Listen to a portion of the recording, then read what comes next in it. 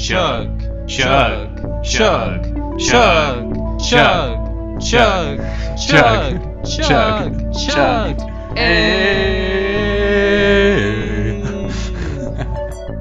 Welcome back to the Wizard Staff. I'm your host, Sky. And I'm Blake. And we are two drunk novices who like to talk about EDH. We drink and swear, so you've been warned. Please drink responsibly when you're talking about children's card games. Tonight, we have a very special guest. Recently, we did an episode where we talked about the 4 new members of the Commander Advisory Group, also known as the Cag. And so tonight, we have invited Greg Sablan on to talk about his experiences as a Magic player, a member of the Cag, and running Sablan Alters. Hello, Greg. How you doing? Hello, Guy and Blake. Thank you for having me. Doing just fine. How are you? Oh, we're great. You know, we were just chatting before this, but like we're excited to talk about our favorite game with you, and get to know you a little more. Mm-hmm. Definitely. So, really quick, first and foremost, I want to put this out there before I put my opinions on air. Just want to make sure that it's understood my opinions are my own, and I do not specifically speak on behalf of the military. My current duty status and as active duty, I am a member of the military, but I don't speak for the military. So as far as the demographic is concerned, at least I am part of that community, but I just want to make sure that was understood. Thank you. Oh, yes. Thank you for clarifying that, and also thank you for your services. You're stationed over in Japan right now. My father's also in the military, so I've gotten used to like moving around quite a bit, and it's been cool getting to like live in all these different places. You get a much more unique perspective, and you get to meet all different kinds of walks of life. Like me. Hell yeah. All right. So tell us a little bit about yourself, Craig. How'd you get into Magic? Yeah, no. So I think it was back in around, I think it was 94, actually. I might have been 9, might have been 10, just kind of not exactly sure when. But definitely in 1994, I remember buying packs of 4th edition, buying packs of revised. My brother was really the person that got me into Magic. And at the time, a young boy's life, you try to figure out what it is you do. I'm part of the particular generation where Nintendo, Super Nintendo, gaming systems, there was constant discussion and fights about which system was better, Sega or Nintendo. And if you weren't doing any one of those things, you might be outside playing, you might be doing soccer, basketball, whatever. So my brother and I, we decided to get into the game of Magic, and so that was definitely one of the activities to complement our video gaming lifestyle. So what was kind of like the draw about Magic? Was it just because it was kind of like another like escape from reality kind of thing? Were you drawn in by like any of the art? I guess it was a combination of a lot of things. The art was cool. There was some questionable art at the time. I think there was also a controversy with regards to dang it, I forget what the name of that card is. But there was a lot of stuff associated. At least people thought of things like a cult and all this other crazy stuff. And I didn't really like that particular aspect of the game or the art at the time. But later on, I realized that it's really just a game, and it gets people together to basically challenge each other, and I like that part of it. And I think early on, I liked the idea of playing very large creatures and then like smashing face with it, and then probably within 2 to 3 years after I started the game, I started getting into trying to figure out what best optimized plays I could have.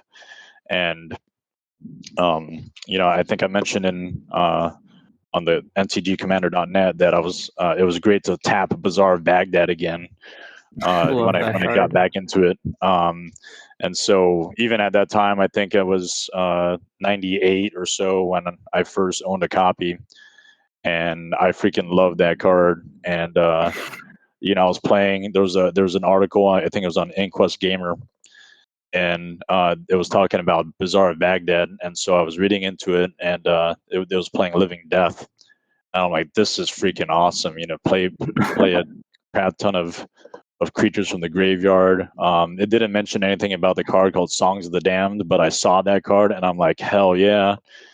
And you know, tap Bazaar of Baghdad for, you know, draw 2, discard 3 first turn, second turn play a swamp.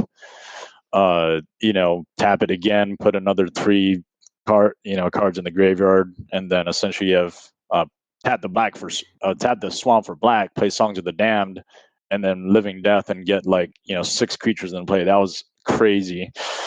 So I love that card. Not my favorite card, and I'll explain that later. But I saw that as an interaction. I just wanted to freaking do that, and I thought that was cool as hell. It's a pretty good card, if you know what I mean. Like, it's very abusable. Yeah. So then, how did you get into Commander? Yeah. No, so it was actually back, I think, in 2013, 2014. And for a matter of, I would say, maybe since 2004 or so, I was just collecting. I stopped playing. You know, there was the random kitchen table stuff that I would do with friends back home. I stopped playing. I just started collecting, and then there was just cards that I wanted play sets of, and there were you know, cards that I just figured I wanted to get. And then you know, at some point, after having deployed to Iraq in 2009, 2010, I mustered up enough adult money to basically pick up a Power 9. And that was awesome. You know, I felt like, hey, you know, I'm in that point in my you know, relatively adult career where I can just pick those up because I've always wanted them since I was a kid. And then oh yeah, no, it was awesome. And then so the situation was a cousin-in-law, I guess you could say, buddy of mine, Fernando. He married my cousin.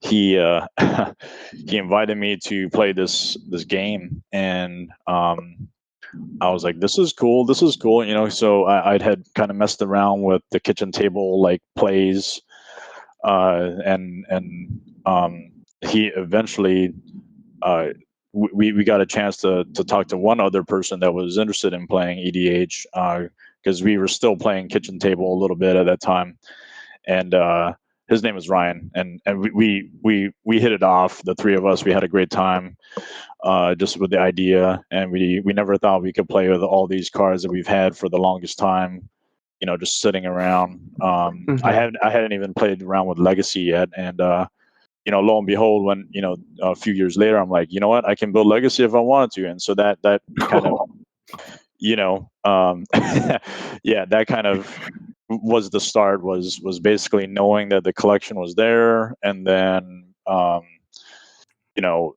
the people that got me into it, we ended up pulling in a fourth for our pod, and we just have, like, you know, barbecues, cookouts, and drink outs, and just have a blast playing, you know, the singleton format. That was awesome. So 2013, 2014 is kind of when that happened. And that's kind of, I feel like, when Commander started to get popular with, you know, WotC putting out all those decks. I feel like that's kind of when the community really started to grow. So do you have a favorite card and a favorite deck, or a favorite commander, really? Right. And I have, okay, so I guess I was trying to figure out exactly which one that was, and I posted something on Twitter. You know, when I first got Twitter up and running, it's embarrassing. But so the card Juzam Jin, the 2/2 black card. That thing, when I was a Yes. kid, man, I was enamored with the whole idea of basically genies and jinns and all that crap. I owned a few Arabian Nights cards at the time already. That was literally my first big purchase when I was 12 years old or some crap. I had been kind of been earning some money doing chores and other things, and there came a time where my brother picked up a time twister right around that time, a Library of Alexandria. I'm like, all right, man, this is the card I want. I want to get a Juzam Jin. And at the time, literally at the time, at 12 years old, I picked it up for $180, and Wow. I'm like, you know what, this is it. This is my card, right? And what I didn't realize was I didn't understand the whole idea of perfect fits or playmats at the time. Although I did keep it in relatively decent condition, sleeved, and so it has a few white edging and nicks and stuff, but it's not crazy bad. I mean, I would probably put it at LP plus. I would say that's my favorite card because it's the first big buy that I had. Then I would say, as far as Commander, to be quite honest, it's hard to choose. But if I really had to pin down one, I would say Captain Sisay, and it's not because by virtue of her rank. And also, my army brothers would be pissed that I'm choosing a Navy type, commander. But I will fire back and say that it's technically not Navy because she commands the airship Weatherlight. So, it's a Right. combination of Navy, Air Force, and whatever. But I just absolutely love that deck. I'm not exactly fine tuning it every chance I get, but if I see something that just jumps out at me, I just go for it. Yeah. Trying side, or is it still pretty like is it a 7, 8? Yeah, I've seen all the the category markings and tiers and all that, and it's hard to say what my decks are because I'm almost always trying to fine tune it. I would say off the bat that none of my decks are CEDH, with maybe the exception of one, and that's probably like very low tiers CEDH. But I would say Captain Sisay is probably on the order of a 7. Okay. And I think a lot of my decks are kind of a 7. But then there's some others that are just straight up fairly casual. But then when you start incorporating cards, at least because I have the collection of that size, if you start throwing in things like Gaia's Cradle and Mana Crypt into people look at you funny. Yeah, into a casual deck, they're like, wait, what's going on here? And not too long ago, I played with the RC on their channel, on their Twitch channel, and I played Grothama and Grothama All Devouring, which is just straight up casual as hell. But the way I built it, the way I built it, it can be nasty, and there has a Mana Crypt and a few other cool things, but the win percentage I think at least is below 50% on that for sure, probably in the high 30s, but it's a great deck. I love that too. I love that one. I mean, too. I'm sure it must feel real great then when it does get to win, Yeah, for sure. Yeah, I mean, so Captain Sisay is probably a 7. I run nasty stuff in there like Elish Norn and not Living Plane. Is it Living Plane? I think so. Yeah, the one where it makes all lands 1/1s. It's a reserveless card. Yeah. Yeah, so I play that in there, but that's only like if everyone pisses me off. I hold back cards. I hold back cards if I feel like the speed and play of the game is probably more suitable to just be more friendly. But I pimp the crap out of that deck. If I could pick up a foil, I will. It's not completely all foil because there's still some reserveless cards in there that I missed the cut in terms of picking up foils on. But I love the fact that Captain Sisay can tutor up a Gaia's Cradle and freaking just drop that and play that. It's not just a legendary creature. It's a legendary permanent, so I mean, it's good to go. Oh yeah, I mean, I've heard that card's pretty good too. Yeah. Okay, so yeah, I know you're not drinking right now, but we do like to drink on the podcast. If you weren't kind of training for something, what would you have like what would be like your alcohol of choice? Right. So I guess it depends on the setting. But in my younger days, doing barbecues like almost every weekend, just having a blast with friends. From work or just I didn't really have too many gamer friends at the time, because that didn't really start happening until 2013. But in my younger days of 2006 and 2013, between 2006 and 2013, I'd definitely just be all out drinking like a lot. And it's my son. Sorry about the background. Oh, no worries. Yeah. Anyway, so yeah, I'd be all about any crossover between beer and liquor and just back and forth, and so at that time I was okay with that. Nowadays though, I'm more keen on maybe having a beer maybe once every 2 weeks, maybe once a month. But I'm all about the beer. If I'm in the correct setting and I'm just having a blast with friends, then I'd probably inspire them to do like an Irish car bomb or multiples of that. That would be fun. What is an Irish car bomb? Just to clarify. Okay. Yes, indeed. So I think it's a shot of Jameson. Okay. There's basically a full 12-ounce can of Guinness. I love Guinness.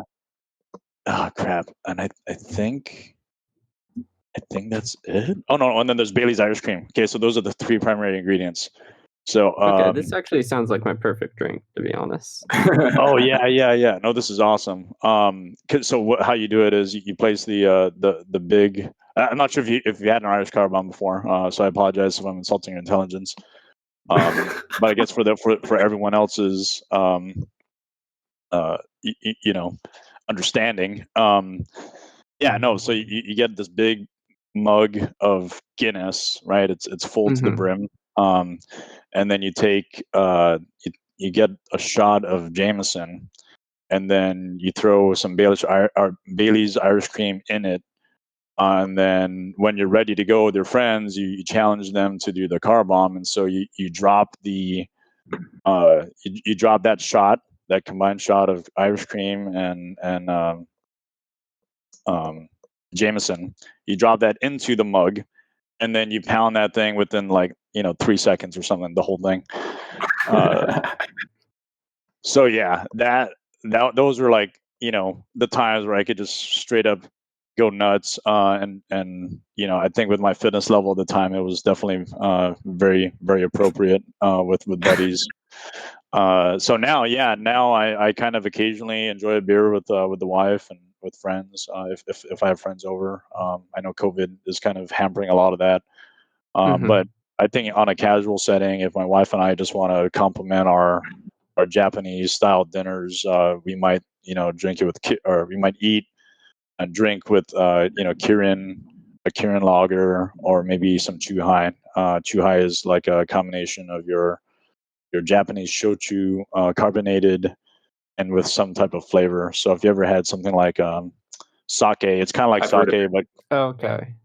Yeah, it's kind of like sake or like the Korean soju, but it's carbonated and it has flavor. So it could be any different flavors, from peach to Calpico water to grape or whatever. So I get in on that every now and then.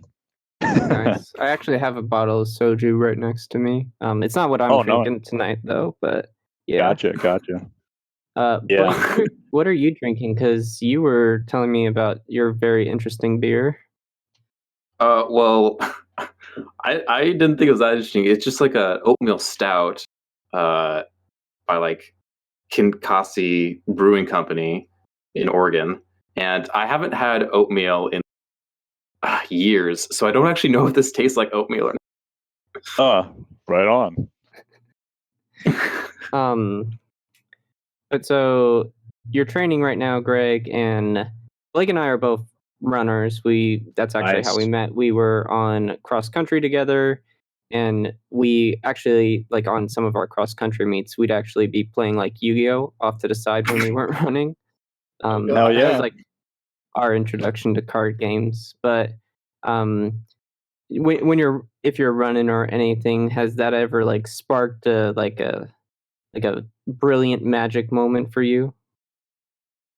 I would have to say I've never really thought about it, but I think if you're on a long run, a lot of things just kind of cross your mind. My only reason on why I decided not to drink today was not just that it's 8 a.m. over here, but but Literally 8 o'clock somewhere.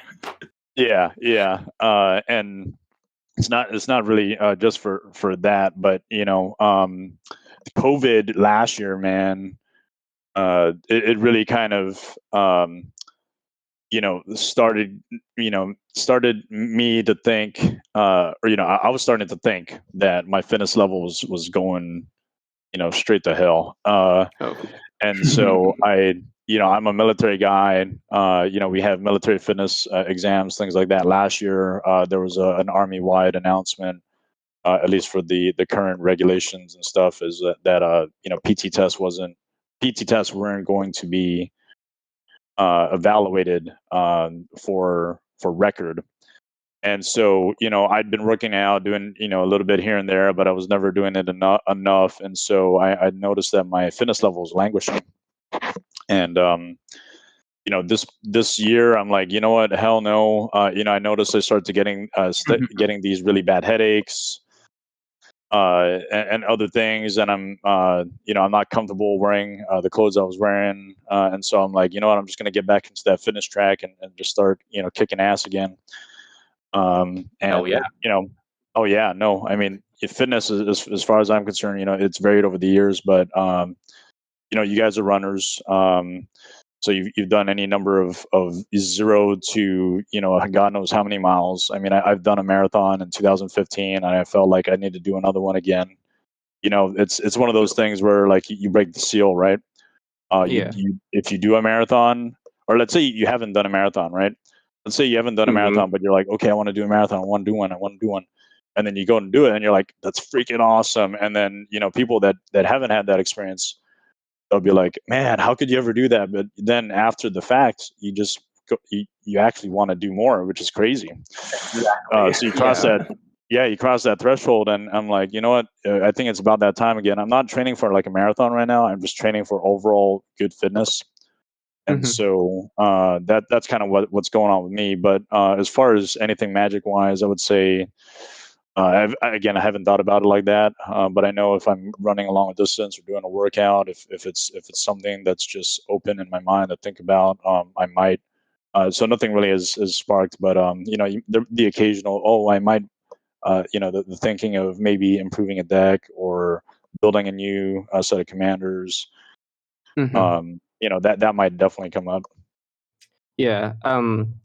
Blake and I have each run a marathon, but like, so on like our longer runs, and like, especially for me, one of the easiest things for me to do is just like think about Magic and kind of like all the different plays. Right on. And I recently came across like thinking about like Underworld Breach, which is also a pretty good card, and just how like how good it is with all the different counter spells. I only recently discovered that, and I have to credit running because it just got me thinking like, oh yeah, I could do all that. Yeah. Oh, that's awesome. There's just so much time on long runs. You could think of a lot of things, right? So, if Magic's on your mind at some point of the day, there's definitely a lot of time to spend on it on long runs for sure. I advocate overall just general fitness if I can, and so I applaud that you and Blake are avid runners, because that I think that's one of the things I want to touch on if I'm doing more social media is Magic players. It's not just from the military aspect of it all of just trying to be fit. It's like, hey man, look, you got to get out there and get a workout in. You got to do something. You can't just be flipping cards and if that's the only weights you're moving around. I mean, I don't know. It's ounces, right? We're talking ounces here as opposed to the actual pounds. And so I think that's one of the areas in which I believe, maybe some Magic players, at least a portion of the community, should consider, upgrading the fitness in general. Like, you got to stay fit, man. You got to stay healthy. Life's too short. You gotta take care of yourself. So yeah. Yeah, for sure. So you can live long to play even more cards. Oh yeah, perfect. So talking about the military, has anything like politics-wise come up in your gameplays that you've kind of like incorporated from being in the military, or do you get to play often with other people who are in the military? Yeah. So the nice thing about the military and Guy, since I guess you were a Navy brat, right? Is that what Yep. they would call you? Yes. Yeah, Army brat, Navy brat, Air Force brat. Just in general, if you're in the military, you're always traveling. You're going all over the place. You get to meet a lot of different people. You get to go to places like Japan, like where I'm at. I mean, I'm Army, and you almost never go to Japan, which is freaking insane. But with that, I think it also comes with the structure of the military as well. So I would say that the games that I have with non-military and comparing it to military people that I play with, I mean, I think it's almost night and day sometimes. If I'm playing with a play group that is primarily military, you get a sense of more camaraderie, more people with a plan, more people that are actually willing to. I mean, I wouldn't say like politic, because I haven't quite seen much of the politicking that's involved the commander. Like, oh hey, I'll do this.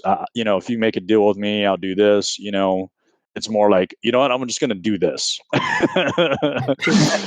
and sometimes, and I've seen a lot of the social media EDH players, and I see the politicking and all that. I'm like, man, I should probably do more of that. Like make deals, because what I found out is I think it has something to do with my collection size, but and how I build my decks. But like if I'm playing with military dudes, it's probably a close knit group of people, and if they're essentially new or a little bit old in the game, they'll probably just want to target me regardless because of how I build my decks. But I'm okay with that. But they just go for it. They don't really collude. They don't really do any of that. And if they do, it's probably because I'm like, hey, maybe we should try this out. We should probably, start politicking. But I think my overall impression of people that are in the military is they do less politicking, and they just do more. It's very interesting. And so there's that aspect of it, and then there's also the overall, I guess you could say, escalation of saltiness.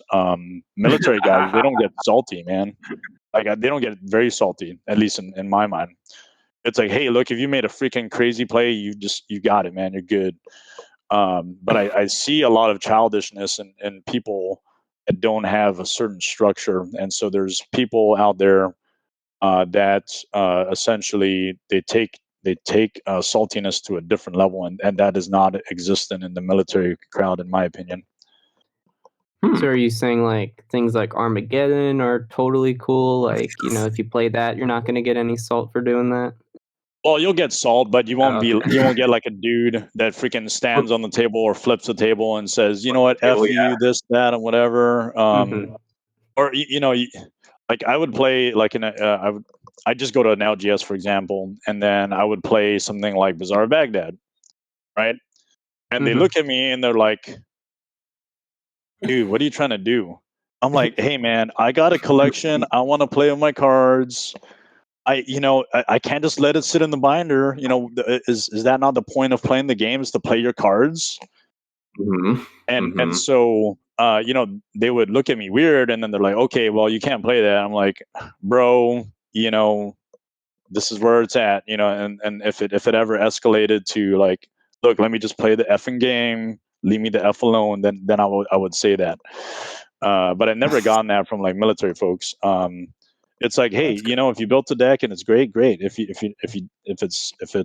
it does certain things, you know what, we'll just play another game. And Armageddon is totally legit. I mean, I play that in maybe like one or two decks. Now, yes, there is salt. Like no one likes, mass land destruction. And there's all these things that could definitely sway the board state towards one player, and then you have to throw some salt at it. But I think largely the interactions I've had with non-military folks, they tend to be more salty, and they really have no qualms about saying certain things to your face because they have no sense. I mean, it is what it is. But they would say something. I'm like, dude, you're like 15 freaking years younger than me. Like, calm the F down. Like, just play the game. Don't take it to this level, And sometimes I've basically responded with a lashing, and it's like, oh, okay, well, now this guy has a voice. Like, dude, you don't even know. I've freaking commanded orders. I've been in combat. Like, don't even play with me, bro. Very But cool. that's what it is, man. Is that also, so being in the military and playing Magic, is that how you became acquainted with Sheldon Menery? It's interesting how that interaction happened. So it did?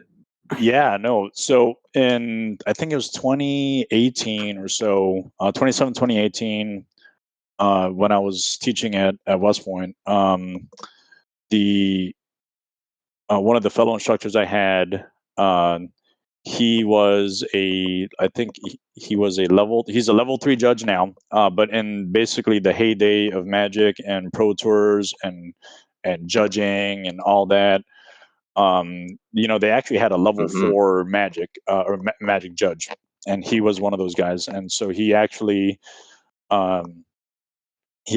had been pretty good friends with Sheldon, as I understand it. And he mentioned to me, hey, have you ever heard of Sheldon Menery?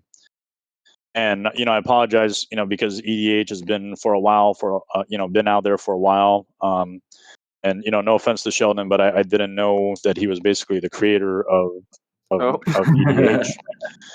And I admitted that to him when I first met him, and I'm like, wow, that is freaking amazing. And so with my buddy who knew Sheldon, told me about him. I was like, that's cool as hell.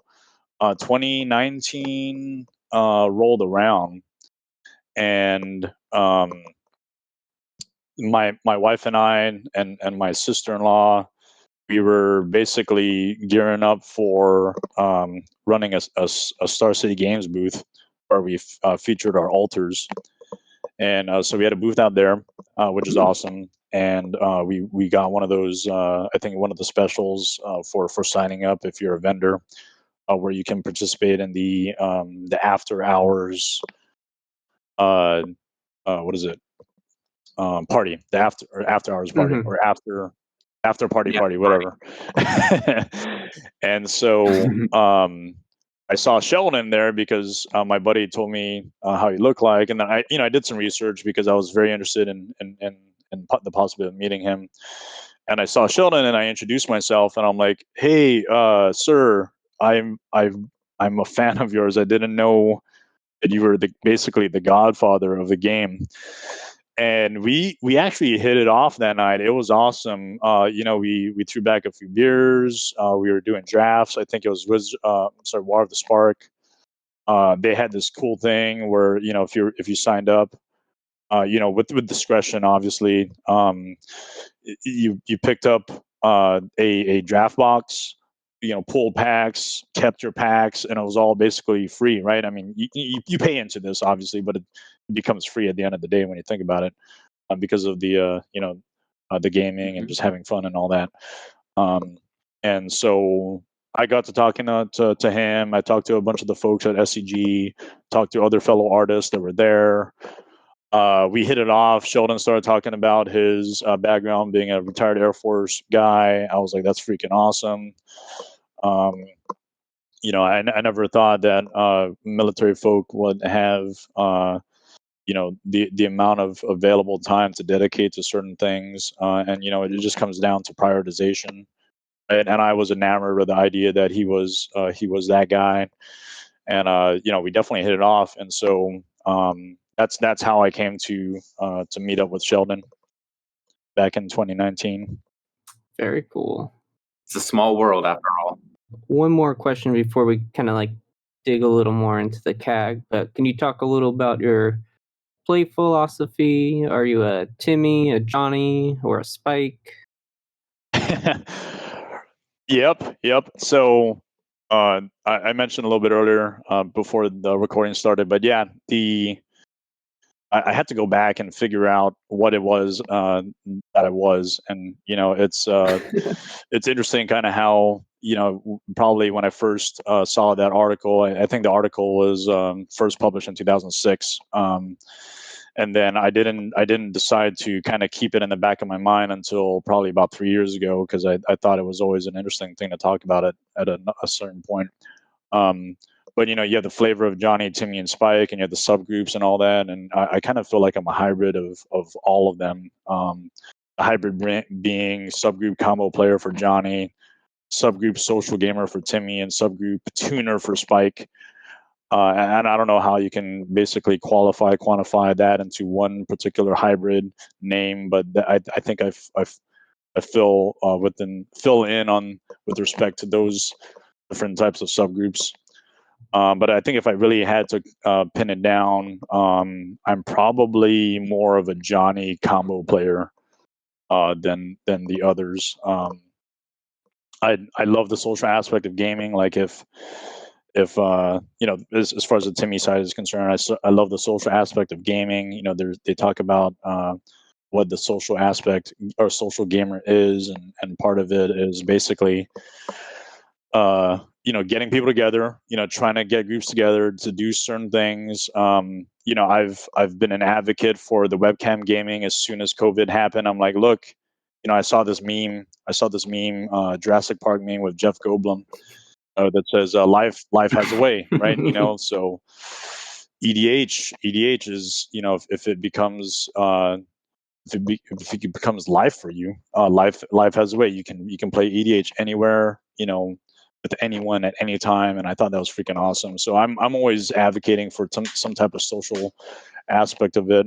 Getting my old play groups to play again. Like they were like, yeah, webcam gaming is dumb, or like I don't know if I can get my webcam up or whatever. I'm like, look, man, can you even play right now at the LGS? They're like, no, we can't. I'm like, look, there's no way you can get a game in. You might consider selling your collection or whatever. Don't do it. You can't do it, man. And I'm like, you gotta get some games in, and let's just figure out how to get webcam gaming in. So I was actually one of the people that really was into getting it together. And so that part of the Timmy aspect of me is there. And then finally the Spike tuner aspect, I would say I'm always trying to make certain plays, try to be high efficiency. Probably low innovation, high efficiency, just kind of depending on how it works all out. But if I can get a combo together in terms of Johnny, but making sure I can tune my deck like a Spike, and then get it in front of a play group that I can coordinate and put together, that Timmy aspect comes out of me. So yeah, that's my hybrid explanation of all that. Very nice. I appreciate I love the it. thoroughness Yeah. of the response, because I feel like most people don't think about that as much as, identifying with one particular play style. Oh yeah, no, totally. Okay, so I would like to move into our next section of questions, which is just kind of talking about the Commander Advisory Group, like getting onto it. Like, what's the backstory there? Like, what was the process like? In like, did somebody reach out to you and ask, or Yeah, how did that so go? dang it, I keep saying yeah. So before I provide a response, so the thing about the CAG was I honestly wasn't sure, how it was all gonna pan out. I think my initial connection was Sheldon because I believe that it kicked off well. That was a precursor to all of this, and I'm mostly a Facebook social media type guy. I haven't really delved into the other ones so much. Sheldon put out some feelers. He sent out a mass post, I think, on his personal Facebook page, and he said, "Hey, look, we're interested in seeing if people are interested in, connecting with the CAG." And I think that was the verbiage. I forget. I forgot to research that, but he put out a feeler on his personal Facebook page, and I was like, you know what? I think this would be really cool to try and link up. And so this was probably a matter of 3 to 4 months um, after my first interaction with Sheldon at the SCG con that we attended. So he put out that feeler. I was like, okay, let me try this out. Me being the military guy, I tried to keep things in a somewhat orderly, efficient fashion. And so, it's not just, hey, Sheldon, I'm interested. Let me know what I can do. Like, no, that's not enough. You don't. If you want to do something, you got to do some freaking research and background work and all that, right? And Right. so, Mhm. you can't just leave it flapping in the wind. If you want to project something, you got to be organized, right? And if it's something that lights a spark in someone, maybe it draws their attention. You got to put something together. So I put together, this is the whole military thing about it is a lot of the stuff, at least from the officer perspective, we do a lot of briefings. We have to provide background before we discuss things with the leadership. We deliver on said things, following decisions, stuff like that. So there's almost always a briefing of some type. Anyway, so I put together like a 3 to 4 slideshow that just talked about why it might be suitable for me to be considered to be part of this organization. And it highlighted a bunch of things that kind of spoke to the idea of increasing the demographics of the CAG. There's a few things about myself that I think are somewhat interesting. Maybe people, some others might not. I'm an islander. I'm from the island of Guam. It's a small little dinky island in the middle of the South Pacific that no one knows about unless they heard about its vicinity with respect to Saipan. Saipan being one of the places where Saipan and Rhoda and Tinian, they were pretty critical during World War II, the dropping of the atomic bomb. They might only hear about it in that respect, but I thought that was kind of interesting, at least as far as demographics is concerned. That's one thing. Secondly, is the military aspect of it is, this is a community we play. We don't just kick down doors and take names and stuff. We actually have a heartbeat. We get up, put on the same pants as everyone else. We're real You're real people. people. It's not just like, hey, go out and take out this bunker. It's like we actually have a human aspect to ourselves that ends up bringing out the closet nerds in people. And so I say closet nerds a little bit lightly because I think, nowadays everyone in a sense is basically a nerd, but before they decide to actually come out, it's there. I think everyone is kind of a nerd at heart. But that thing I think was interesting for them to consider. And then the last thing, obviously, was the Alters community. Me being pretty active with that, trying to do other things to highlight alter artists. That's all part of the basically the 4-slide resume kind of a deal that I put together. So yeah, no, that was kind of my foray into how that all happened, and I think after some deliberation, Sheldon and the rest of the RC made a decision that I was probably a likely candidate. It's really just a matter of is it interesting that I get on? Sure. Is it enough? I don't know. Do I have any kind of presence?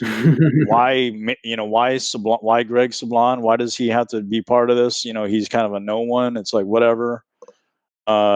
And so I'm like, you know what? I don't really care about any of that, honestly. I mean, in a sense, I do, but I just love the game, and I want to be a representative of said communities. So there's that. Yeah, if that's like where you're coming from, like you can't really go wrong, I'd say. I think so.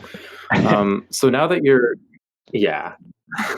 so now that you're actually like in the CAG, like what are your goals? Like what are your responsibilities? Like what are your hopes for the future? Yeah. So Sheldon actually sent me this thing called the Cag Charter, and it has a lot of things that kind of outline the purpose, responsibilities, operations of the CAG, and what's expected out of the people there.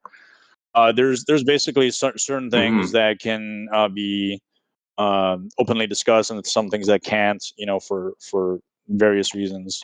So those that I can't really talk about are I'm just going to keep that close hold until it's fine to talk about it. I think part of this is whenever we get into certain discussions, it's just having a voice that's different from someone else. I think sometimes that some people might be kind of pigeonholed to a certain opinion because of maybe different interactions they have, either socially off the air or socially on the air. And if we're able to discuss certain things, at least within that group, and we do it on Discord, then we'll just have at it. So that's something there that I think, as far as what I bring to the table, it's just another voice, especially because it's from a different set of demographics. I know Rachel Weeks, she does some art stuff, so she definitely plays into that particular category that I play into. But then I'm basically specifically alters that are done with paint and other things on cards, and I don't know Rachel enough to figure out exactly what she does, but she's artsy in that way, and so we share that. But then no one in there is from from the military, except the retired version, which is what Sheldon is. And so I'm more current as far as the military is concerned. So I think that's a huge thing. We may be able to influence certain things, but we can't make decisions, because that's what the RC does. The CAG has certain responsibilities.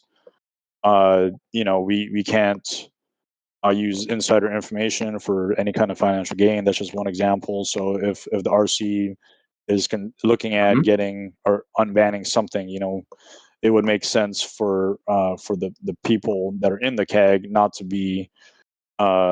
release that information unless it's ready to go. And so as long as we play it safe, we're good. But I think the main purpose that CAG people have that have those roles are really just to have their own opinion, but also push the format of EDH in a direction that probably is representative of what people want. Now, we can't satisfy everyone, but we can try to satisfy most. Like you're always trying for that impossible level, but you strive for it nonetheless. Indeed. Yeah. All right. So you're kind of like just getting onto the CAG versus some of the other CAG members who've been there for a little while. How do you plan to reach out to the community and spread your voice as some of them do? Like, I know that you just made a Twitter, which is awesome. Actually, I didn't just make a Twitter. I had it since I think it was 2013, but I've only just come out of the rock. Oh, I didn't notice. I'm sorry. I came from out under the rock, and okay. I think when I first created it, it was at that time when in 2013, I just wanted to see what other social media was out there. And I'm like, okay, just throw this in there, and I forgot about it. And then this thing happened. I'm like, oh shit, I gotta actually do something about it, because everyone's on social media now. I mean, 2020 was a huge development in terms of social media. I think people doing online gaming. You see this pattern of influx into people just getting their names out there in different ways, and I didn't really think I needed to start branching out more until the CAG happened. And I'm like, okay, you know what? If people are interested in what I have to say, then I got to be out there, right? So I'm slowly developing my social media plan. I'm just starting out, so you got to bear with me. Like, if I have nothing really going on, just give me some time, And I appreciate that you guys were able to pull me in and then ask me to talk on your show, because this is just another stepping stone in getting there. But yeah, like Twitter's one thing. I mean, I might post some family stuff. I might post stuff about Magic, but I guess start thinking more about using it as a Magic platform. I already have a pretty decent thing going with the Alters. But as far as community outreach is concerned, I'm actually, I don't have anything formally on document as to what my game plan is. However, I've been starting to reach out to folks in both communities to try to see if they would be interested in doing something, and whatever that something is, I'm not exactly sure. For example, I've already reached out to maybe 12 to 15 different military communities where they're like, hey, that's freaking awesome, you're on the CAG, when can we play? Or there might be an artist or two that I'm fond of, and I'm like, hey man, let me know, or I'm considering doing this thing, are you interested? Now we kind of have this voice where we can put our stuff out there. Like, maybe not many people know Alters are out there, but if they do, they love it. Maybe some people hate it, and there's you can't satisfy everyone, right? But if you can touch a few people, I mean, okay, it not in that physical way, right? But if you can reach out to people, you have a touch point, you make connections. I mean, I think that's one of the things that the military is great about is you got a problem, you got to solve it. Sometimes you can't do it on your own. You gotta get other people to get it together, and then just start making shit happen, right? And that goes along with just any kind of mission.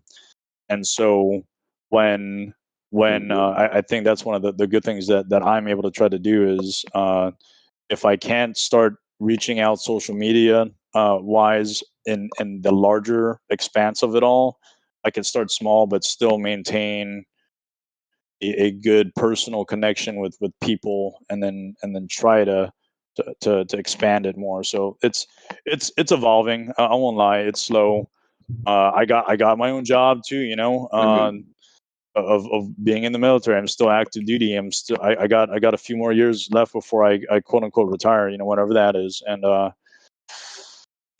got a family too, so I'm not about to compare myself with any one of the other people on the CAG or the RC or whatever, because everyone has a different slice of life.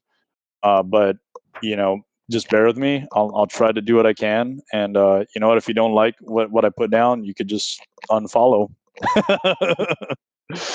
Yeah. Okay. Yeah. That's just bottom line. Yeah, totally. Yeah. And just kind of do whatever you feel comfortable with. I feel like that's a key thing that I've learned in my very brief time doing all this too. Which is why Guy takes care of all of our social media. It's like he's much more comfortable. Indeed. All right. Yeah. So after Guy and I have listened to like several episodes of other CAG members, and how they've done interviews and they've made various posts on various websites, a lot of them have said that they feel that the format of EDH is in a very healthy place right now. And I just wanted to know, like, your take on that. Like, do you agree or disagree with that statement? I 100% believe that the format's in a healthy place right now. There's two kind of thing, or there's two things that have been somewhat concerning, but I'm all good with it. First is the fact that Commander, I think, blew up last year. It just straight up blew up. Everyone's playing Commander. You see people that were so adamant about not playing Commander. They're playing Commander. And you're like, well, why is that? So, it all comes down to the COVID situation, right? Like, can you get buddies together? Like, maybe if you had a good legacy group, you might just, run an inside tournament from your home pre-COVID, or like a vintage or modern or whatever. You might do like a modern league, or you might even do MTGO, MTG Arena, one of those things. And so that's all good and fine. But like, if you want to actually sit down and play with buddies, and you can't do it in person, you got to do it over webcam, right? You just gotta. And the fact that a lot of people had been shifting over to the format, I think that's a healthy direction. I think that's perfect for the game. I think it's freaking awesome that anyone can play anywhere at any time.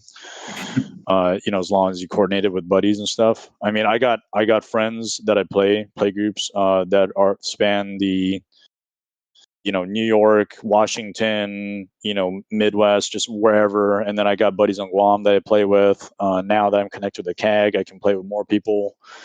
The time zone, conversion, that type of thing, it kind of sucks sometimes, but it's all kind of a a give and take. What can you give just enough, and will you be able to take just enough? I think it's freaking awesome where it's headed. The other thing I was going to mention was the recent discussion on crossovers, and I think that's perfectly fine. Originally, I didn't really like the whole the Secret Lair Walking Dead, and primarily it was because of how the art was basically real life pictures of the actors. That didn't bode well with me, because I figured if it was truly fantasy, you're looking at fantasy type art, or just art in general, not like pictures. And I got over that. I got over that, and I felt that the Secret Lair Walking Dead was fine. And later on, as I started thinking about other things, it's like, okay, well, there's the Godzilla thing, for Ikoria. That was actually pretty cool. And then all of this other stuff, recently with the Lord of the Rings and Warhammer 40K crossover thing that they announced. I didn't really bat an eye with that. I was like, you know what? That's cool. That's all good. I mean, from the Alters perspective, the Alters community perspective, it's all about individual buy-in, right? And if someone wants an altar, they'll pay someone to do it. And hey, if they want freaking Tifa Lockhart or something on a card, hey, that's what they want, and they'll do it. Lord of the Rings has been part of the Alters community for the longest time, and so people want certain things on their cards, and if they want to do it to their full heart's extent, I'm not stopping them, and so I feel like I don't know too much about the Warhammer 40K community or whatever, but if that's what people want, I mean, go for it. If they don't, hey, it's not for you. Just shut up and move on. It's not really your decision, or it's not your it's not really for you to dispute it or anything, because nothing's going to change. In the military, we have this particular saying called, right. If you're not quite happy with a certain decision that's made, you can't change it. Just shut up and color. So there is that. But I'm okay. I also I'm think totally okay with where the direction's headed. Yeah, I'm also like reserving any judgment on it until like it actually comes out.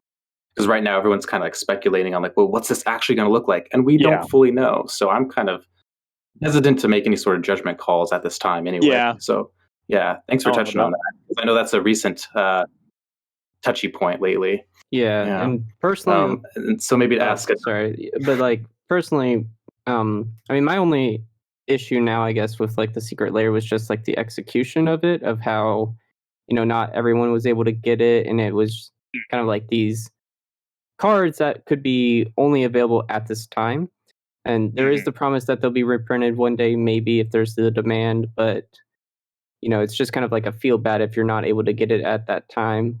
So my hopes are just obviously that like if stuff are like that in the future, they do it in a better way where, you know, it's more accessible. Yeah, totally. All right, so to continue with the hard-hitting questions, I feel like I have to ask this question, otherwise we're going to get a bunch of comments like, why didn't you ask this? So like, is there anything that you would change? You know, there's often these certain talking points that are always recur every like few months or years, like hybrid mana, Fetchland Colors, Planeswalkers as commanders.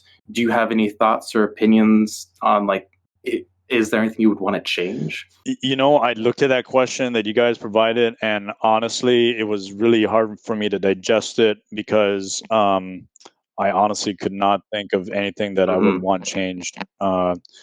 You know, when I think Wizards has been trying to do well by commander, by, you know, even with the Planeswalker aspect of it. You have the Oathbreaker thing, you know. I don't play Oathbreaker, but you know, there's that. You got creatures that can turn into Planeswalkers. You got Planeswalkers already as commanders. You know, they all have different flavors. So that particular topic, I think, with regards to players or Planeswalkers as commanders, you know, I think that's basically already covered. So I mean, there's nothing really to change there. Fetchland Colors, I'm not quite sure what that is. I mean, you know, to explain just real quick, but so let's say I have a white and green deck. Would I be able to run Arid Mesa in it, which is a fetchland that is red and white? Like it could search for a mountain, but like obviously I'm not going to have. So it's like the off-color fetchlands being in a deck. Right. Okay. So, and it, I mean, off the bat, I'm straight up okay with that. Yeah. But what was, and I say that pretty much because I have a fetchland, even in off-color fetchland, and pretty much most of my decks. I even run I run fetchlands and monocolor decks. It sounds crazy. You know, and you know, you start thinking about the whole deck thinning aspect of it, and basically percentage of drawing probabilities and all that. And it's like, okay, well, it's minimal. Why do you do it? Hey, man, leave me alone. I just want to build my deck. It's fine. But so you know, I'm okay with it. I'm honestly okay with the Fetchland color thing. One thing that kind of turned me off a little bit about the whole color identity thing was extort, and so the fact that there was the hybrid white black and extort kind of messed with my mind a little bit, right? And you know, the whole it usually the whole premise of it was, you know, obviously the reminder text, right? Now versus now I came back on that. I came back and then I'm like, why does this bother me so much? Why does it bother me so much? Yeah. Like blind obedience confuses so many new commander players. They're like, but it's white and black. I don't get it. And I'm like, just trust me. Trust me. And so I'm like, why does it bother me so much? You know, like if I was a new person, it would pretty much bother me like crazy. But it still bothered me until very recently.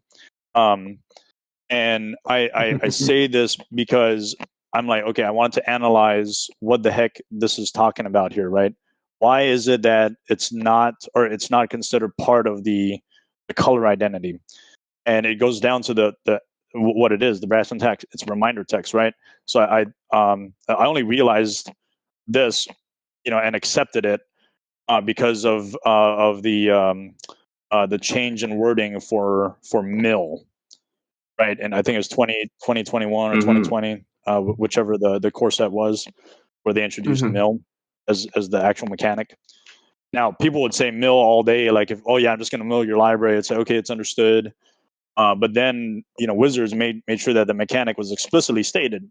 Now, let's say extort didn't have the reminder text, right? Let's say that extort, just bear with me because you guys are probably, this is my realization. It's kind of an epiphany of color identity distinction. And so I'm looking at this, I'm like, okay, so if a card says mill, that implies that they, mill the top two or mill the X number of cards off the top of the library. Now, they don't need reminder text for that. They don't need reminder text for that, right? Maybe they do, it depends on the card. Maybe there's not a lot of space.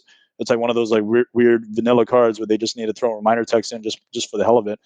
But if they don't have reminder text, it just says mill X cards. Extort, if you didn't have the reminder text, it's just extort.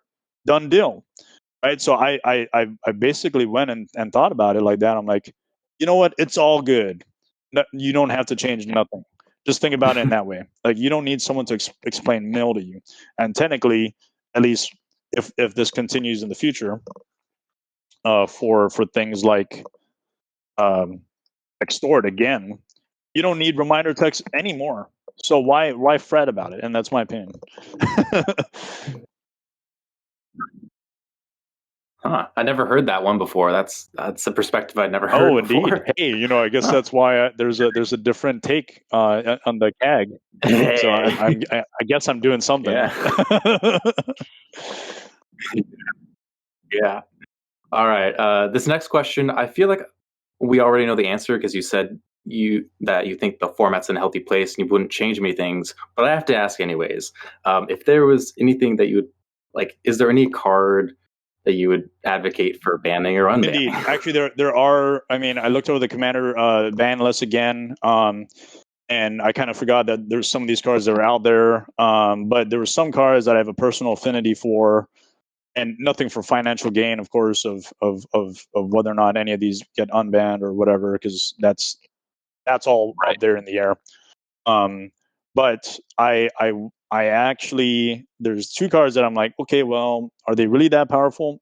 Because, when you think about it, maybe not, so I'm going to reference the first one as probably some people include it in what's called the Power 10, Library of Alexandria. I honestly don't think that card should be on the ban list. And there's different opinions on that, but if you're playing a pretty solid game of EDH, you're probably not going to have exactly 7 cards in hand, and so maybe the first 2 turns, if you decide, you're going to still have a hand of 7. Yeah, you might have card advantage 2 or 3 turns. However, I mean, you start thinking about Ristic Study, and you're like, you can draw the crap out of Ristic Study, and it's basically like tapping a land, or an opponent is like tapping a land for mana, right? And then it's like using a Library of Alexandria, and so you're not actually like for Library of Alexandria, you're actually having to tap it for mana for stuff if you want it, and you choose to either tap it for mana or you tap it to draw a card. But like Ristic Study, it's on the other end of the spectrum of, okay, well, you don't even have to tap mana for it. You just hope that your opponent doesn't tap for mana. And then therefore you can draw. So, I mean, in terms of card engine drawing and things like that, I feel like Library of Alexandria is probably on the list because some people consider part of the Power 10. And I kind of believe it doesn't really need to be on there. That's just my opinion. Another card that I kind of have a personal affinity for is Recurring Nightmare. Okay. I love that card. When I was playing Kitchen Table, I freaking love that card. But you know what? At that time, there's combos and things like that, and you try to take advantage of it. And and I saw that it was awesome. It was great, but it was not extremely abusable. Now, maybe in token decks, sure, but like if you're playing a token deck, you're probably not going to have too many actual creatures. You're probably going to try to play more token creation type things, and you still need to pay a mana cost. And you know, every time you play it, that's one play. It's like playing a reanimate, right? And then maybe you recur it several times, but you have to pay an additional 2 on top of that. So those are 2 cards. I think if I had to pin down, I would definitely reconsider, the ban list, including it. Anything that you would want banned, And or do you think like most cards are like fine as they are right now? I think most cards are fine as they are right now. I'm interested to see certain new cards. If they start becoming too powerful, then there might be a consideration for banning. But I don't think there's any card out there right now that I believe should be banned. I personally think one of the great successes about Commander is the fact that the ban list is so stable that there's not all these changes. You know, you look to all these other formats in the last like 2 years and how they're constantly changing and players are very unhappy. And you contrast that with Commander. And I think that's one of the factors, at least, that I believe that Commander is so successful. It's because we're fairly stable. Yeah, I think some of the unhappiness that people might have with bannings or unbannings is the fact that they have to change out a single card or a single theme out of a deck, and then they're like, okay, well now I have to redo my deck construction. Like for example, Iona, right? When I saw that, I'm like, no, I love Iona. Like I play her in my reanimator decks, but you know what? I accepted it. I shut up and colored, and I'm like, you know what? It's fine. That's where the game is. That's what they want to do. It's okay. And there's a little bit of dissension, and it's not that I lost value in any of these cards, but I did. It's all good. That's the nature of a trading card game. Like if you have to do this, you have to work within the limitations of rulings and guidelines and all this stuff, and you just deal with it. Like I mean, when I started getting into Legacy, playing with that, I mean, I love the format. It was awesome. You can't play Vampiric Tutor in Legacy. Like you can't do that in Kitchen Table Magic. You could. I mean, I would definitely want to, but I can't. Mm-hmm. You can't play Bazaar Baghdad. Oh shit! Like so in Legacy. I mean, so okay, so you got to play it in Vintage. Well, hey, you can play Bazaar Baghdad in Commander, so just go ahead and transition over.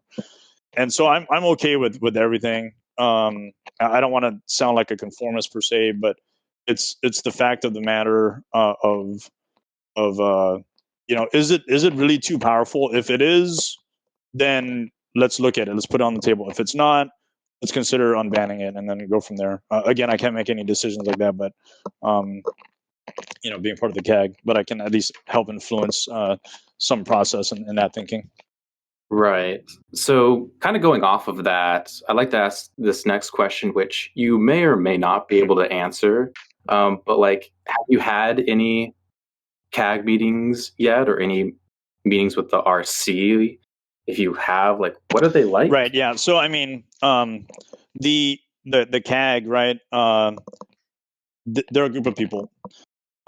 There's obviously going to be some form of setting or forum or whatever where we get a chance to talk to each other, and we have that.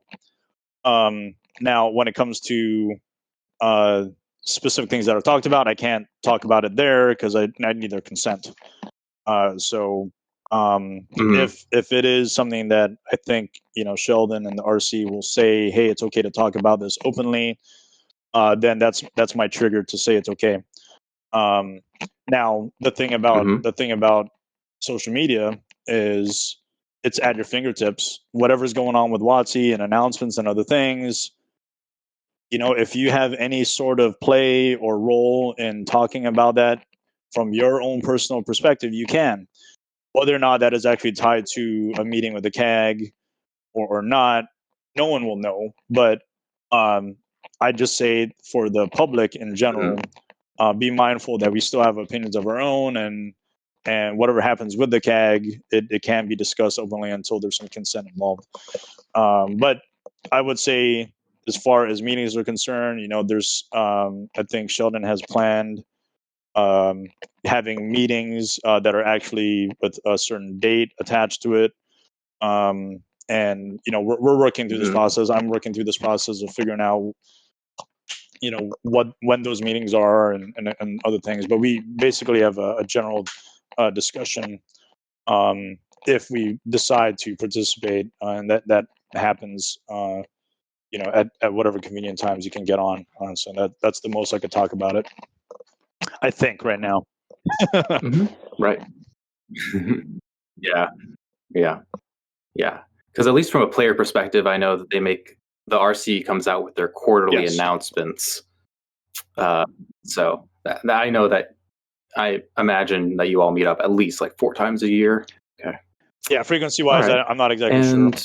But yeah, the quarterly meetings, I remember he mentioned that in the beginning. But I think he's trying to do something where it's more frequent. So we'll see how that plays out. I think with the CAG having its numbers now, there's definitely more opportunities to participate. Is there like anything that you're like looking forward to in those meetings specifically, by chance?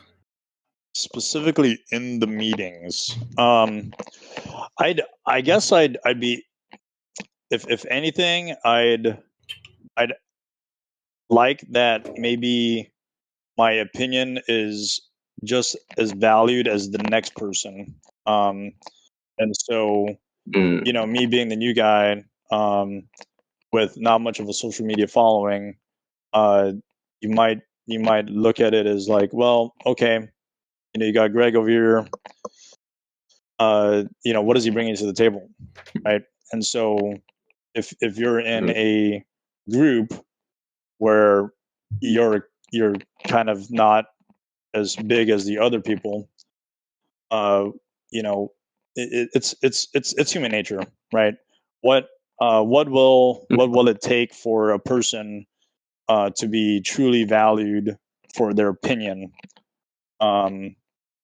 If their slice of life doesn't quite measure up to yours, match yours, and one of the things in the Cag Charter is that basically if you violate any sort of your responsibilities or whatever, it's subject to removal or dismissal.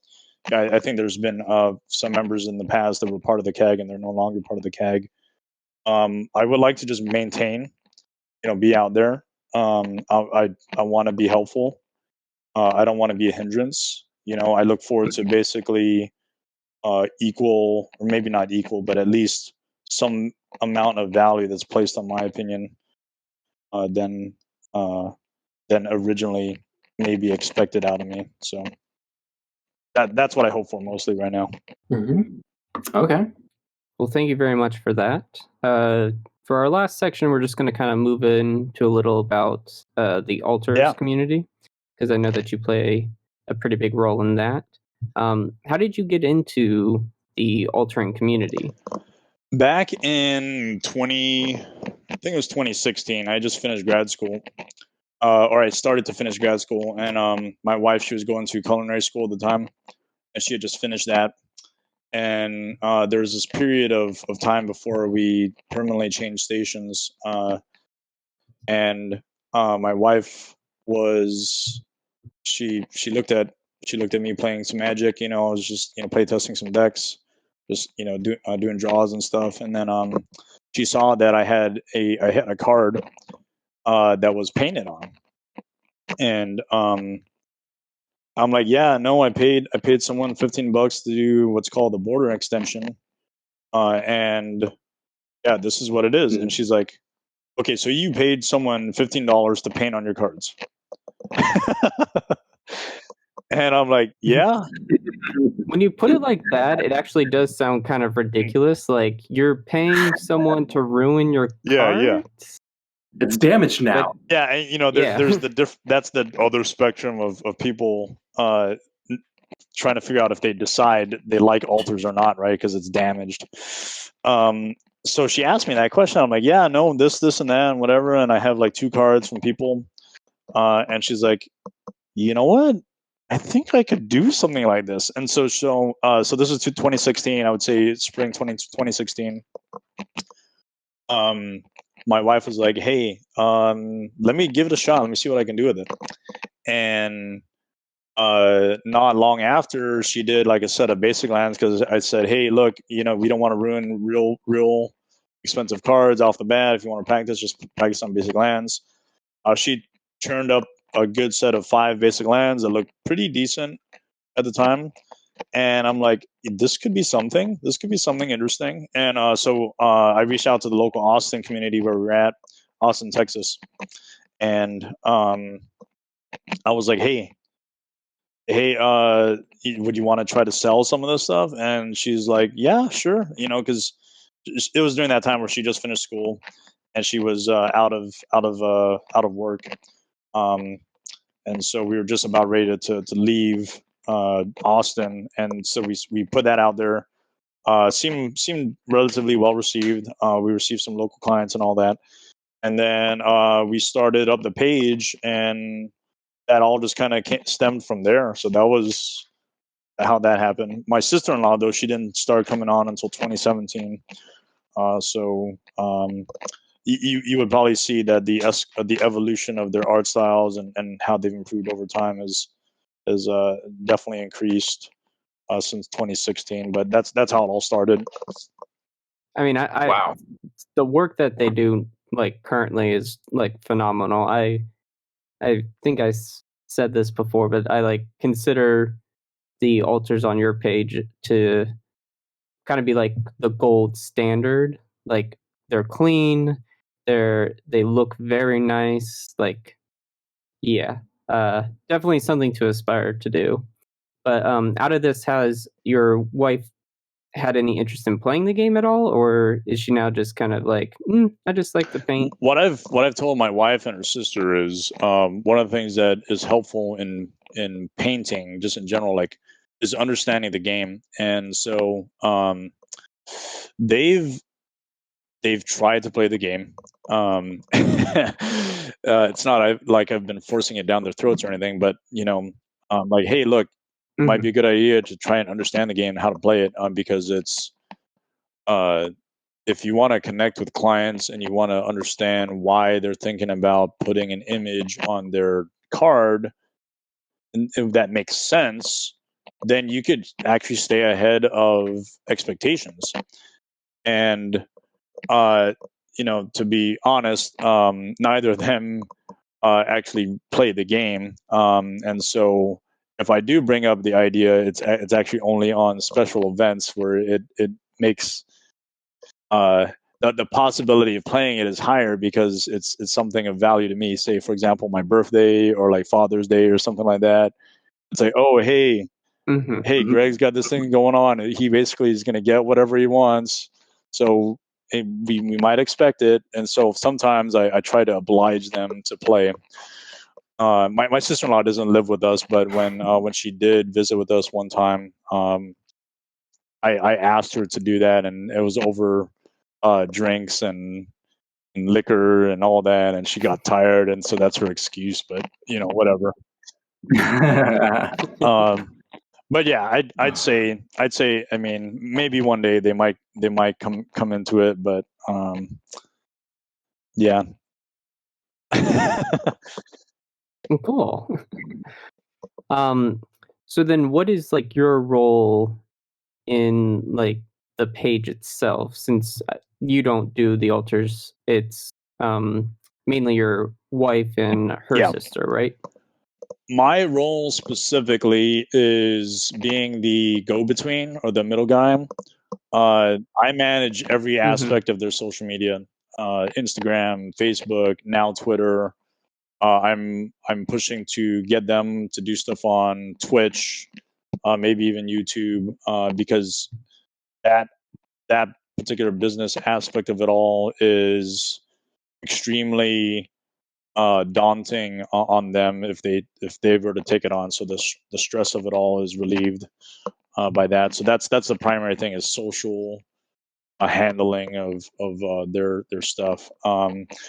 There's a few other things. Secondly, is the actual management of it all. So different times of the year we open up for commissions. Different times of the year we open up for we have stock, quote unquote stock work that we post, sometimes just for sale, or auctioning and all that jazz. So they primarily rely on me to make sure those things happen for them. And the commission queue actually has evolved over the years. Sometimes people would have all these different requests and be like way off the wall. They'd have crazy requests. They'd have some not safe for work requests. They'd have a lot of these other things, and basically they don't want to deal with that.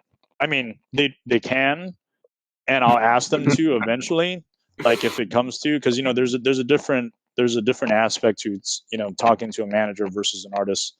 Sometimes people just don't want to talk to anyone other than the artist, and we'll make it explicitly known, at least in some of the messages, that the artist is replying instead of me. And I kind of help filter a lot of that. We have this new process, or we've had this process probably for about 2 years already.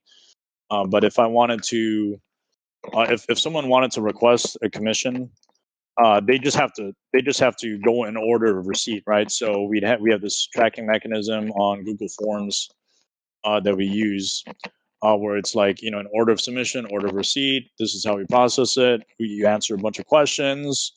Is it foil? Is it non-foil?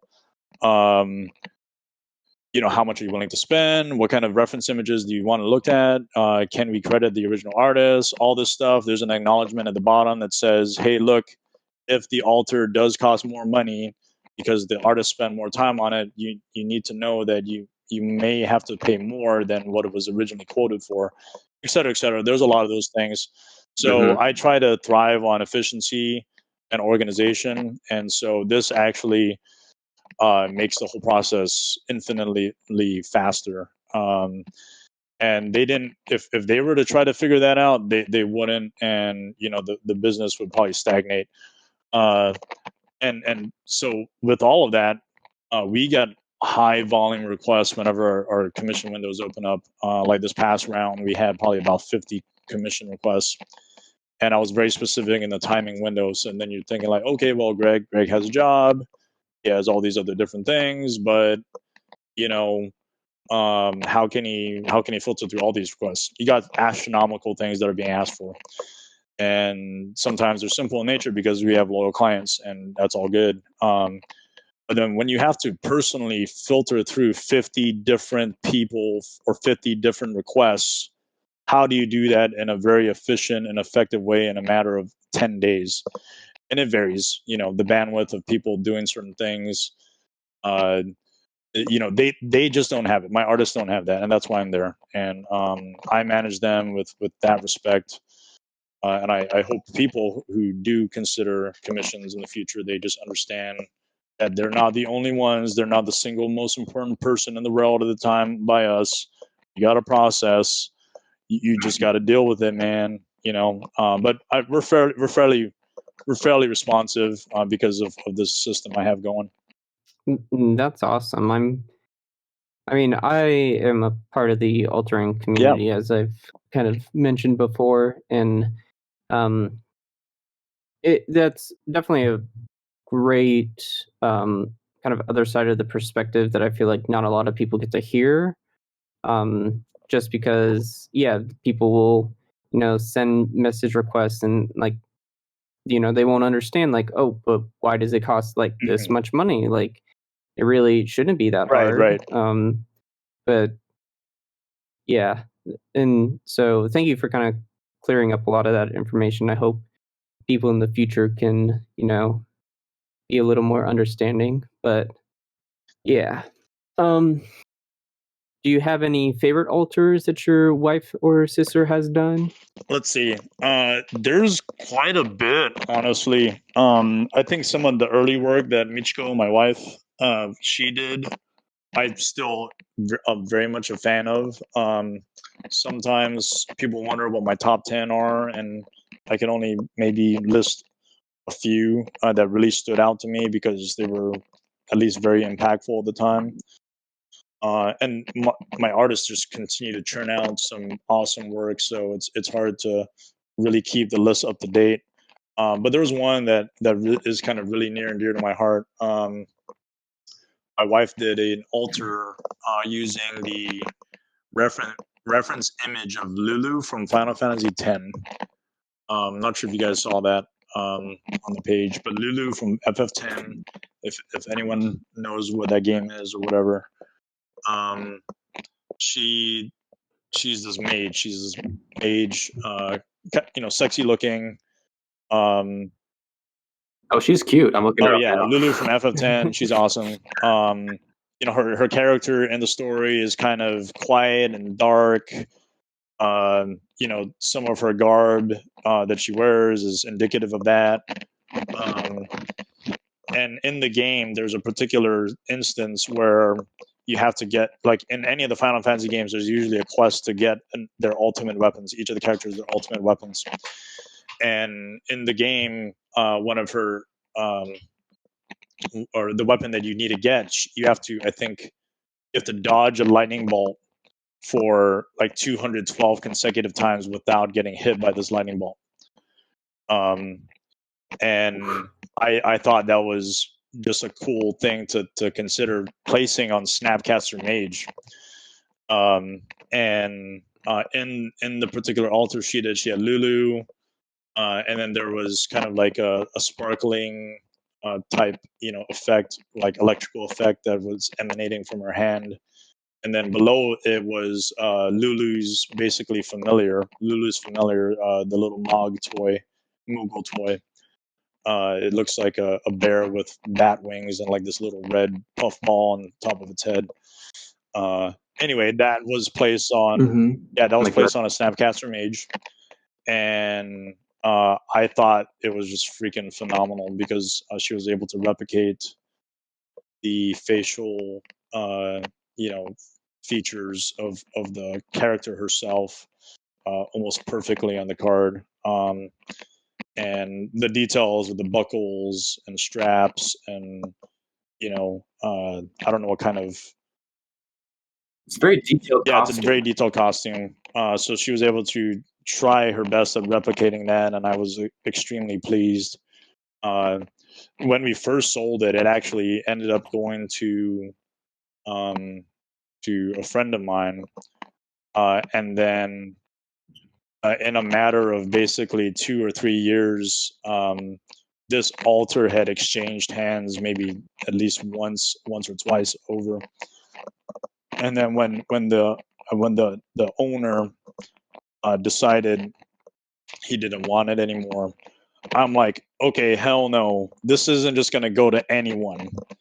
This thing's not gonna go to anyone. So I had in my back pocket of people that I knew loved our stuff and would have a chance at this thing. I'm like, all right, this guy, he's not going to sell it to anyone else but this one other dude. And I'm like, okay, hey bro, this thing, it's available. I'm buying it from from that owner. You need to have it. This is yours, man. And so I know like there's certain people that just kind of have alters just because, and then you have like those die-hard collectors that have an attachment to alters, but maybe specifically from specific artists. And so I was, if I could, man, I would probably just buy back that thing entirely and just keep it for myself, but such is life. Wow. Yeah, I kind of feel that where sometimes I just love the work that I do so much, and I'm like, damn, now I have to give this away. So I think that Lulu was in 20. It might have been 2017, 2016. But yeah, still in early work, but I loved it. Yeah. Awesome. Our final question for you, kind of like now, because we mentioned earlier, Wizards has announced that there's going to be some like IP crossovers, Lord of the Rings, Warhammer, and in the Alters community, I mean, that's kind of what it's all about, is bringing other characters from other IPs into or onto Magic cards. But if you could have any kind of IP crossover into like an actual Magic the Gathering set, what would you want? And is there anything special or unique that this quote unquote multiverse would bring to Magic? I guess because I've been with the Alters community for so long that it seems like a lot of the different things that are asked of by us, from clients is, it's open game. I honestly I don't know. There's a lot of really cool abilities that like I'm gonna kind of fall back on anime for a second because anime is just they thrive on basically a an underdog type person becomes a hero, and then no one expects he wins or he or she wins, and then they develop abilities over time. I mean, that would be cool as hell if it could be transferred over to Magic. Like there's some animes that have been in existence for the greater part of 15 plus years, and you're like, okay, like I think about Japan, right? And how they've pretty much immortalized the anime culture in their everyday lives. And so if you ever go out to Japan, they have amusement parks and things like that. And it's like, okay, well, it's typical, like maybe in the US, you got places like Knott's Berry Farm and Snoopy and all that. And that's what that theme of the park is about, right? So when you're thinking anime in Japan, it's very much present in theme parks. However, they've also basically incorporated into normal type life, right? And just going back to answering your question, I think if there was some anime that they could tie it into, I wouldn't mind that. That would be really cool. But from the aspect of everyday life, one of the main attractions, it's not even a theme park or anything, one of the main things that people had formerly gone to Japan to check out is Japan has this thing called the Tokyo Tower, which is basically a replica version of the Eiffel Tower in Tokyo. And so when you go there nowadays, at least when I went there the first time, they didn't quite add in this anime aspect of it. They went ahead and did it back in 2016, and I was like, holy hell, this is cool. I didn't think they would throw in an anime type thing and then basically be part of the actual monumental nature of this historical monument. And I'm like, wow, this is amazing. It's basically well, thinking about it now, it's like a crossover of what the anime culture is to actual normal attraction life. And someone who doesn't appreciate anime, they might be like, what the heck is this? But that's what it is. And I'm just in full I'm enamored by that whole idea. All right. Well, I think that's going to wrap up what we have. Thank you very much, Greg, for joining us today. Do you mind telling people where they could find you on like social media platforms? Yeah. Well, Blake and Guy, thank you so much for having me. This is one of the first few forays into increasing the social media outreach. Really appreciate you having me. I could be reached right now. So Facebook. Primarily, if you would, just don't hit me up on my personal profile. If you want to contact me, you can go to Sablan MTG Alters. I could talk through there. I like to keep my personal profile for personal things. I'm also available on Instagram with the same name, Sablan MTG Alters. Find me there. I'm now on Twitter officially. I've made my personal profile basically the MTG kind of platform where I could just talk different things and throughout some of my personal stuff. So you could also reach me there. And then finally, I created another Twitter account for my Sablan MTG Alters page. So those are the main spots where you could find me for sure. Well, to all our listeners, make sure you definitely go like and subscribe there. I mean, again, like I said, top tier quality stuff. So check them out. But yeah, so thank you very much for joining us. We are the Wizard Staff Podcast. You can find us on iTunes, Stitcher, Spotify, YouTube, and anywhere else you listen to your podcasts. Make sure to leave a like and review. You can follow us on Facebook and Instagram and Twitter at the Wizard Staff 101. Send us an email at thewizardstaff101@gmail.com if you want to bitch and complain about how stupid we are. Thank you very much for listening, and we hope you all have a great night. Thank you again, Greg, for joining us, and we'll talk to you soon. Peace. Thank you.